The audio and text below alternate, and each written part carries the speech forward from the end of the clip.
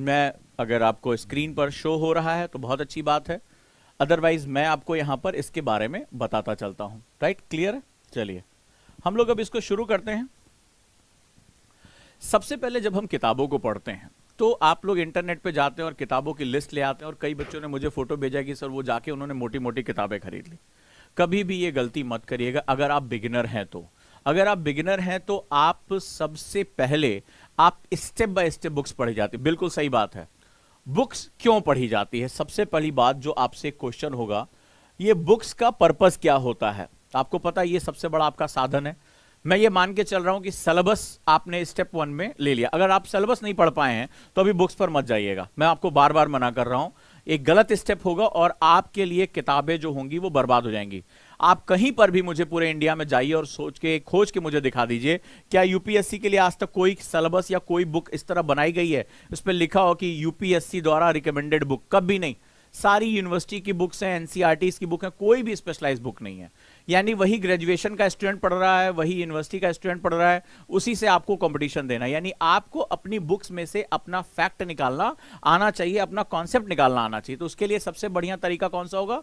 आपको सिलेबस आपका पढ़ा होना चाहिए, प्रीवियस ईयर पेपर पढ़ा होने चाहिए। अब मैं मानता हूं कि आपने दोनों स्टेप कवर कर लिए। अब हम आ जाते हैं बुक्स पे। अब बुक्स का पहला पर्पस क्या होता है? बुक्स का पहला पर्पस ये जानिए, बुक्स नंबर 1 सबसे पहले आपको आपके सब्जेक्ट के साथ इंट्रोड्यूस कराती है। आपका जो भी सब्जेक्ट है, हिस्ट्री, ज्योग्राफी, पॉलिटी, उसके साथ आपको लगातार इंट्रोड्यूस कराती है। अब जब इंट्रोडक्शन होता है और पहला इंट्रोडक्शन अगर बहुत टफ हो जाए, बहुत कठिन हो जाए, तो ये बहुत ही इंपॉर्टेंट है कि आप अपने सब्जेक्ट से अपना इंटरेस्ट खो दो। मैंने एक वर्ड यूज किया, इंटरेस्ट। यकीन मानिए आपका दोस्त और दुश्मन यही है, ये रुचि जिसे हम लोग कहते हैं। अगर किसी सब्जेक्ट में, किसी भी चीज में अगर आपका इंटरेस्ट है तो आप घंटों उसमें फोकस कर सकते हैं, आप उस काम को कर सकते हैं। लेकिन याद रखिएगा, अगर किसी चीज में आपका इंटरेस्ट नहीं है तो आप एक चीज हो जाता है, इसको हम लोग कहते हैं बोर होना, ऊब जाना। और जब आप बोर होना किसी चीज से शुरू कर देते हैं तो फिर वो चीज के ना तो नोट्स बनेंगे, ना वो चीज याद होगी आपको कभी, और ना कभी आप उसके मास्टर हो पाएंगे, कभी भी उस एग्जाम में उसको अच्छे से नहीं कर पाएंगे। ये आपने भी अगर महसूस किया होगा, ईमानदारी से मुझे बताइएगा जितने भी बच्चे मुझे सुन रहे हैं, क्या बोरियत, बोर हो जाना आपको आपके सब्जेक्ट से दूर करता है? या जब आप पढ़ाई करते हैं तो बोर हो जाना, यार मेरे को नहीं रिवाइज करना है, नहीं नोट्स बनाना है, बहुत बुरा लग रहा है मुझे, क्या कभी आपको स्टडीज में बोरियत का सामना करना पड़ा है और बोरियत की वजह से वो सब्जेक्ट आपको भारी लगने लगा है? अगर मेरी बात आप तक पहुंच रही होगी, बहुत साइंटिफिक मैं बात करता हूं, हमेशा हर चीज के पीछे का साइंस जरूर ढूंढता हूं। क्या ऐसा हुआ है कि बोरियत की वजह से आपको सब्जेक्ट टफ लगा हो, आपने नोट्स भी बना लिया तो आपका पढ़ने का मन नहीं हो, रिवाइज करने का मन नहीं हो रहा है, ठीक है, नोट्स बनाने का मन नहीं हो रहा है, उस किताब को दोबारा पढ़ने का मन नहीं हो रहा है, क्योंकि आप बोर हो जा रहे हैं, उसमें आपको मजा ही नहीं आ रहा है, ठीक है। जो बोरियत होती है ये बड़ा इंपॉर्टेंट सेगमेंट है, और मैं ऐसा नहीं कि हजारों की संख्या में बच्चों से बात करने के बाद कह रहा हूं, ये वो कारण है जो आपको आपके सब्जेक्ट से बहुत दूर लेकर चला जाता है। फिर आप क्या करते हो? आप गेम खेलते हो, आप उसमें हिस्ट्री नहीं, यार अभी नहीं, मजा नहीं आ रहा है, मेडाइवल नहीं पढ़ेंगे, चलो यार ज्योग्राफी शुरू करते हैं। आपने आधी किताब आपने पढ़ के रख दी होती है और आप ज्योग्राफी शुरू कर देते हैं, फिर ज्योग्राफी में मजा नहीं आ रहा है, फिर आप क्या करते हो? उसको भी उठा के रखते हैं, चलो इकोनॉमी शुरू करते हैं। ये होता है कि नहीं होता है? और आपने आधी या एक चौथाई किताबें पढ़ पढ़ के रख दिया और एक दिन आपको लगता है पूरा टाइम वेस्ट हो गया, एक सब्जेक्ट भी हमारे कमांड में नहीं आया कि कम से कम हम प्रीवियस के 20 क्वेश्चन भी कर लेते, एक सब्जेक्ट भी कमांड में नहीं आया। फिर आप डिसाइड करते हैं इस साल प्री नहीं देंगे, पहली बार में किसी का प्री नहीं होता है, चलो यार अगली बार हम ट्राई करेंगे। होता है कि नहीं होता है?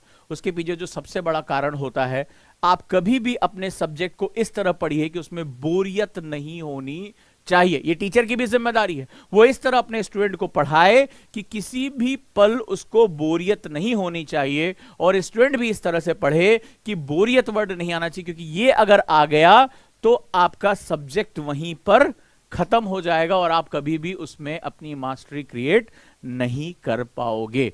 बात मेरी पहुंची? अब हमें क्या करना है? गलती होती कहां है? गलती होती है जब आप वीडियो कोई देखकर या चले जाते हो और सीधे रेफरेंस बुक खरीद लाते हो। संदर्भिक पुस्तकें कहते हैं। ये रेफरेंस बुक बेसिकली या तो इंस्टीट्यूशंस की बुक्स होती हैं या किसी यूनिवर्सिटी की होती हैं, और इस पे जो लिखा जाता है, मान लो बिपिन चंद्रा ही आपने पढ़ा होगा, बड़ी इंपॉर्टेंट किताब, बहुत मजेदार है, लेकिन बिपिन चंद्रा ने ये थोड़े ना सोच के लिखा होगा कि आज एक साइंस का स्टूडेंट जो है वो आज तैयारी शुरू करेगा उसका कोई बैकग्राउंड नहीं है ह्यूमैनिटी का, और आज वो इतिहास मॉडर्न जो है इंडिया पढ़ने जा रहा है। तो बिपिन चंद्रा ने उसको तो शोध ग्रंथ के रूप में लिखा, उसको रिसर्च के लिए भी इस्तेमाल करते हैं। तो वो मान के चलते कि यार इसका जो माइंड सेट जो होगा वो इतना हायर लेवल पे होगा कि इसको बेसिक चीजें समझ में आ रही होंगी। और आप तो आज पहले दिन आपने आज जो है नारियल फोड़ा है, आज आपने जो है माथे पे तिलक लगाया है, आज जो है आपने जो है वो शुरुआत की यूपीएससी की, तो आप कैसे कर पाओगे? तो इसके लिए जरूरी है कि आप पहले बेसिक लैंग्वेजेस को सीखो और बेसिक जो आपकी बुक्स है उनको पढ़ना सीखो। इसमें सबसे पहले बुक आती है लेवल 1 बुक, लिखो, यानी कि प्रथम चरण की पुस्तकें। ये इसको एंट्री लेवल बुक्स बोलते हैं। ये सब्जेक्ट से आपका परिचय कराती हैं। ये बिना भाषा की जटिलता में गए, बिना शोध यानी बिना रिसर्च वाली जो है नॉलेज भारी भारी गए, ये सिंपली आपको इंट्रोड्यूस कराती हैं सब्जेक्ट क्या है। क्या करती हैं? ये बताती हैं कि सब्जेक्ट क्या है। इंट्रोडक्शन, इसको हम लोग एंट्री लेवल बुक्स बोलते हैं, लेवल 1 बुक्स। क्लियर है? तो चलिए उसको लिखिए कि एंट्री लेवल बुक्स क्या होती हैं। सबसे पहले मैं जैसे बताता हूं, इसमें सबसे बेहतरीन जो बुक्स हैं वो एनसीईआरटी की बुक्स हैं। ठीक है, सबसे एनआईओएस की भी अच्छी बुक्स हैं। एनसीईआरटीज इजीली अवेलेबल हैं, सभी के लिए अवेलेबल है, और इसमें जो विद्वानों की एक श्रृंखला होती है वो ये किताबों को तैयार करती है, और किताबों को लेवल वाइज तैयार किया गया। मतलब छठी क्लास का बच्चा, अब छठी क्लास के बच्चे का दिमाग सोचिए कि उसको सिखाना है, तो उसमें कार्टून्स, कैरेक्टर, कहानियां, ये सब के माध्यम से बातचीत करती हुई किताबें। कौन सी किताबें? बातचीत करती, यानी इसमें भाषा और जो शोध है यानी कि रिसर्च का जो भार है वो इसमें नहीं है। बहुत क्लियर टर्म से बोल रहा हूं, इसमें शोध और रिसर्च का भार नहीं है, वो तो तुम्हें ग्रेजुएशन के बाद मिलना है। तो इसमें क्या होगा, इसमें बहुत सिंपलिस्टिक वे में ये इंफॉर्मेटिव किताबें हैं। तो सबसे पहले जो भी हमारे बिगिनर स्टूडेंट हैं वो एनसीईआरटी की शुरुआत कर सकते हैं। ठीक है, अब एनसीईआरटी में जैसे इतिहास, हिस्ट्री हो गया, तो हिस्ट्री में आप क्या कर सकते हैं? हिस्ट्री आप नई या पुरानी जो भी आपको मिल जाए, नई पढ़े तो ज्यादा अच्छा है, अगर नहीं तो आप पुरानी केवल हिस्ट्री में पढ़ सकते हैं। इतिहास 6 to 12, कौन सी? 6 to 12। अब इस वीडियो के डिस्क्रिप्शन में मैंने इसमें कौन कौन से पॉइंट्स पढ़ने, इसकी वीडियो मैंने आपका लिंक दे दिया है। जी हाँ, मैंने ये भी बना दिया है एक, आप इसके साथ जा सकते हैं, इसके डिस्क्रिप्शन में आपको लिंक मिल जाएगा कि पॉलिटी, हिस्ट्री, ज्योग्राफी में पॉइंट टू पॉइंट कैसे पढ़ें, यानी कौन सा चैप्टर पढ़ें, कौन सा पेज नंबर पढ़ें, मैंने ये तक आपको बता दिया है। तो उसके लिए आप वो वीडियो अलग से देख सकते हैं अगर आपको पूरी एनसीईआरटी 1 to Z नहीं पढ़नी है तो एनसीईआरटी न्यू और ओल्ड हिस्ट्री में चल सकती है, न्यू क्या प्रेफर करिए। ज्योग्राफी 6 से 12, 6 to 12 जो आप कौन सी पढ़ेंगे? न्यू पढ़ेंगे, इसमें ओल्ड नहीं पढ़ेंगे, बहुत उसके पीछे लॉजिक है। आप न्यू एनसीईआरटी पढ़ेंगे, लिखते जाइए। फिर पॉलिटी के लिए भी एनसीईआरटी 6 to 12 आप न्यू पढ़ेंगे। तो हिस्ट्री, ज्योग्राफी और पॉलिटी में आप 6 से लेकर 12वीं तक की आप जो है वो कोशिश करिए नई एनसीईआरटी को स्टडी करने का। डन हो गया? लिख लिया इसको? यस बताते जाओ। आगे आते हैं, साइंस के लिए आते हैं। तो साइंस कैसे पढ़ना है? एनसीईआरटी नई वाली 6 to 8, अब 12 तक मत जाना, 6 to 8 तक की एनसीईआरटी आपको एंट्री लेवल तक ले जाने के लिए मोर देन इनफ है। ठीक है, 6 to 2 जो है 8th, छठी, 7वीं और 8वीं, 3 क्लास की एनसीईआरटीज। आप इसके आगे एनसीईआरटीज में आपको अभी बहुत ज्यादा जाने की आवश्यकता नहीं है, लेकिन नहीं पढ़ना। अब इकोनॉमी में आ जाओ। इकोनॉमी में एनसीईआरटी नहीं पढ़नी है, बहुत ही कम इंफॉर्मेशन दी हुई है जो आपके काम की है। आज के समय में जो एनसीईआरटी मांग रहा है वो मैक्रो लेवल मांग रहा है। इसके लिए एक किताब है ईश्वर ढींगरा की, ठीक है, वो ईश्वर ढींगरा की, अगर आप इंडियन इकोनॉमिक डेवलपमेंट पढ़ना चाहते हैं, भारत का आर्थिक विकास एनसीईआरटी में, तो वो सिर्फ पढ़ सकते हैं। अदरवाइज ईश्वर ढींगरा की बुक आती है बेसिक जो है वो एनसीईआरटी बेस करके, लेकिन इनमें एलाबोरेशन ज्यादा है, अच्छे से समझाया गया, बेसिक कॉन्सेप्ट अच्छे से समझाया गया है। इकोनॉमी की ईश्वर ढींगरा की पतली सी किताब आती है, उसको आप ले सकते हैं। क्लियर है?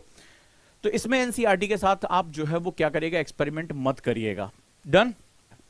अब जब हमारा लेवल 1 खत्म हो गया और आपको अपने सब्जेक्ट का, इसको एनसीईआरटी में हम जब पढ़ते हैं तो एनसीईआरटी में हम बीटीएल पढ़ते हैं, बिटवीन द लाइन, यानी कि जो शब्द दिए गए हैं उसके बीच के निहितार्थ निकालते हैं।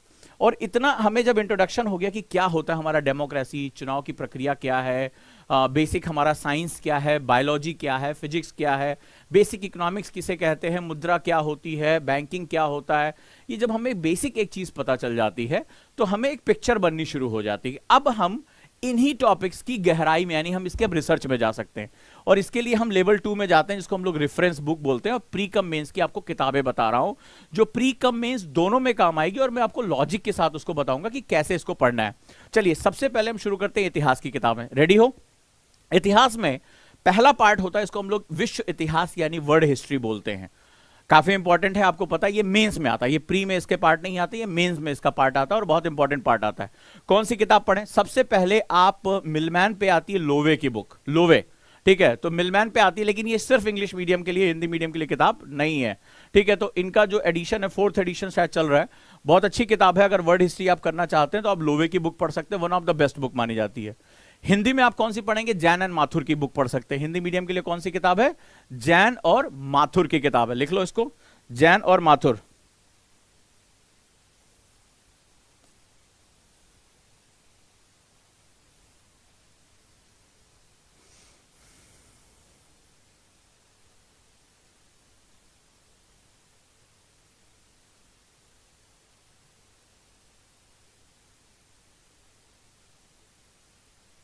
चलो, जैन एंड माथुर की बुक हमें मिल गई।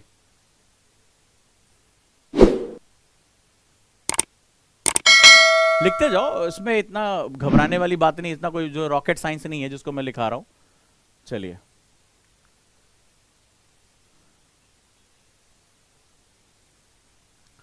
जैन एंड माथुर के बाद अगला है एंशिएंट हिस्ट्री, यानी कि प्राचीन भारत के बारे में बात करने जा रहे हैं हम लोग, ठीक है। ये जितने भी है ना, ये जूम पिक करिए तो मतलब इसका मतलब इनके हाथ वाथ जो है खराब हो रखे हैं, दीवार पे जोर से मारना ताकि हाथ में थोड़ा दर्द हो, क्योंकि मेंस में ना 3000 से 4000 वर्ड एक पेपर में लिखने पड़ते हैं, मांसपेशियों की ऐसी तैसी हो जाती है। थोड़ा सा जो बोलता जा रहा हूं उसको लिखते जाओ।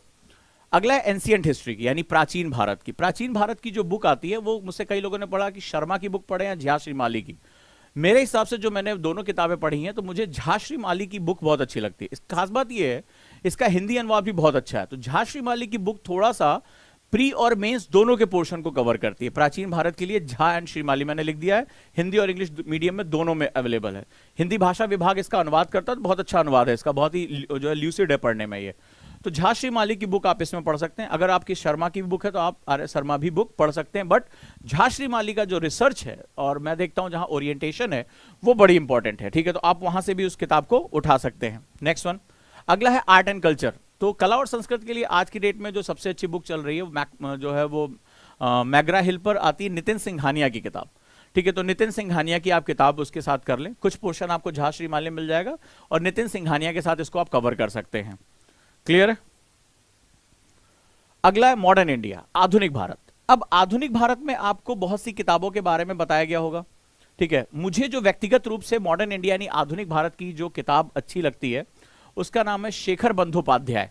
शेखर बंदोपाध्याय प्लासी से विभाजन तक, फ्रॉम प्लासी टू पार्टीशन करके एक बुक आती है, और इसलिए ये बुक अच्छी क्योंकि इसमें बहुत ही कंटेम्प्रोरी डिस्कशंस दिए हुए हैं, ठीक है। तो ये किताब अगर आप पढ़ते हैं तो आपके लिए बहुत अच्छा रहेगा। कौन सी किताब? शेखर बंदोपाध्याय की फ्रॉम प्लासी टू पार्टीशन, यानी कि प्लासी से विभाजन तक। ये हिंदी इंग्लिश दोनों में आ रही है। अदरवाइज सेकंड हमारा बिपिन चंद्रा, नो डाउट सभी जानते हैं कि इंडिया फ्रीडम स्ट्रगल जो है वो बहुत ही अच्छी किताब है, बहुत रिसर्च वाली बुक है, बट शेखर बंदोपाध्याय कई एस्पेक्ट्स को पूरा करता है, तो ये बहुत अच्छा। इसके साथ आप एक सप्लीमेंट्री बुक भी ले सकते हैं जिसको हम लोग स्पेक्ट्रम कहते हैं, ठीक है। स्पेक्ट्रम की मॉडर्न इंडिया की यानी कि आधुनिक भारत की बुक आती है, छोटी सी। तो वो क्या होता है, उसमें बहुत से प्री के फैक्ट्स और जो फिलर्स हैं जो इनमें नहीं दिया है, आप इसको पूरा कर सकते हैं। कौन सी? स्पेक्ट्रम की आती है आधुनिक भारत की, बहुत अच्छी किताब है। उसका पूरा कोर्स भी जो है वो अवेलेबल है हम लोगों के साथ, आप वहां पर भी इसको देख सकते हैं। चलिए, अगला है मेडाइवल इंडिया। मेडाइवल इंडिया में बहुत सी किताबें आती हैं, बहुत सी मोटी मोटी किताबें। आपको मेडाइवल पे इतना ज्यादा समय देने की आवश्यकता नहीं है। मेडाइवल में अनडिस्प्यूटेड एक ही बुक सबसे अच्छी है, जो यूपीएससी भी बहुत ज्यादा उसको एडमायर करता है। सतीश चंद्रा की बुक आती है हिंदी और इंग्लिश में, 2 पार्ट में, एक सल्तनत का है और एक मुगल का है। तो 2 पार्ट में पतली सी किताब है, आप अगर इसको पढ़ने बैठेंगे 3-4 दिन में इसकी पूरी थॉरो रीडिंग कर सकते हैं, इसमें आपको कोई दिक्कत नहीं आएगी। क्लियर है? तो ये जो है वो आप इस किताब को लिख सकते हैं। आगे आ जाए, ह्यूमन राइट्स का पता नहीं कौन सा जो है ये सिलेबस उठा रहे हैं। चलिए, अब हम आ जाते हैं ज्योग्राफी पे, जो मेरा सब्जेक्ट है और जिस पर मेरी अपनी मास्टरी है। तो ज्योग्राफी के लिए सबसे अच्छी जो फिजिकल ज्योग्राफी, इसमें सबसे पहले भौतिक भूगोल हमें पढ़ना पड़ता है। तो जब भौतिक भूगोल में आप जाते हैं, राइट, भौतिक भूगोल में आप जब जाएंगे तो भौतिक भूगोल में सबसे पहला जो आपका टॉपिक है फिजिकल ज्योग्राफी, उसमें जीसी लियोंग, अनडिस्प्यूटेड बहुत अच्छी किताब है, लेकिन ये इंग्लिश मीडियम की है। शायद इसका हिंदी अनुवाद आ गया है मार्केट में, मुझे कुछ लोगों ने बताया, अभी तक मैंने उसको देखा नहीं है। अगर जीसी लियोंग हिंदी में आपको मिल जाए तो फिर बहुत अच्छा है, अदरवाइज इंग्लिश मीडियम में आता है। और हिंदी मीडियम के लिए बुक आती है सविंदर सिंह की, ठीक है, ये इंग्लिश में भी आती है हिंदी में भी आती है, तो आप इसको हिंदी मीडियम के बच्चे जो है सविंदर सिंह, फिजिकल ज्योग्राफी के पांचों जो हमारे पार्ट हैं, यानी कि जियोमॉर्फोलॉजी, इसके बाद क्लाइमेटोलॉजी, ओशिनोग्राफी, बायोजोग्राफी जो ये पार्ट है, और जो हमारा एस्ट्रोजियोफिजिक्स है यानी खगोल विज्ञान, इस पार्ट के लिए that is Savinder Singh enough है आपके लिए, ठीक है, आप इसको पढ़ सकते हैं। सविंदर सिंह के दो पार्ट आते हैं, जियोमॉर्फोलॉजी की अलग आती है और भौतिक भूगोल यानी कि फिजिकल ज्योग्राफी की अलग आती है, जिसमें ये सारे पार्ट कवर होते हैं। तो आप कौन सा लेंगे? आप जिसमें सारे पार्ट जो है वो कवर हो रहे हैं, कौन सा? भूआकृतिक विज्ञान, खगोल विज्ञान, जो आपका जलवायु विज्ञान, समुद्र विज्ञान और जैव भूगोल का पार्ट जो कवर होता है वो आप यहां से कवर कर लेंगे। रट बिल्कुल ठीक है, इसको आप जो है वो सबसे पहले शुरू करेंगे। इसके बाद है वर्ड ज्योग्राफी। आ जाइए हम लोग सेकेंड पार्ट पे पहुंच जाते हैं। राइट, अब हम लोग सेकेंड पार्ट पर पहुंचते हैं और वो हमारा है वर्ड ज्योग्राफी, विश्व भूगोल। विश्व भूगोल के लिए जो किताब आती, पतली से एक किताब आती, माजिद सर की किताब आती, माजिद हुसैन की, हिंदी इंग्लिश दोनों में आती है। आप इस किताब को भी प्रेफर कर सकते हैं और यहां से आपको जो है वो काफी हेल्प हो जाएगी, माजिद हुसैन। इसके बाद सबसे इंपॉर्टेंट पार्ट है जहां से सबसे ज्यादा क्वेश्चन आता है, याद रखिएगा, ज्योग्राफी के लिए जो सबसे इंपॉर्टेंट बेस होता है वो एनसीईआरटी होता है। इसके बाद इंडियन ज्योग्राफी, भारत के भूगोल के लिए जब आपको मेंस में अपने टॉपिक्स करने हैं तो उसके लिए मैं आपको दो किताबों का ऑप्शन दे रहा हूं।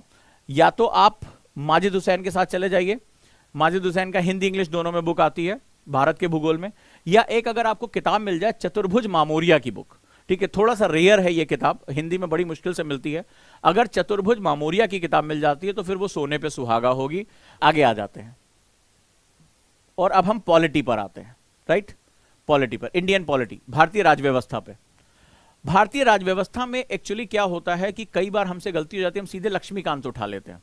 आपने एनसीईआरटी पढ़ लिया, इंट्रोडक्टरी लेवल हो गया, लेकिन भारत का जो संविधान है और संविधान का जो डेवलपमेंट है वो पॉलिटी का सबसे कोर और सबसे, मेरे ख्याल से सबसे टफ हिस्सा लेकर जाता है।